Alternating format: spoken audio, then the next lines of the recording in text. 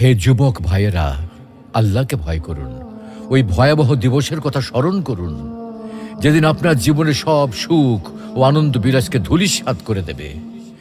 সেই দিনের কথা স্মরণ করুন, যেদিন আপনি হবে নির্জন কবরের একা বাসিন্দা।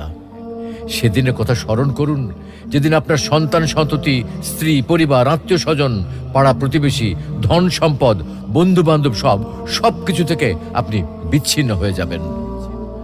কবরের সংকীর্ণতা ও ঘুটঘুটে অন্ধকারের কথা কি আপনার একবারও মনে পড়ে না? কবরের বিভীষিকাময় ও ভয়ঙ্কর অবস্থা কি আপনার স্মরণ হয় না?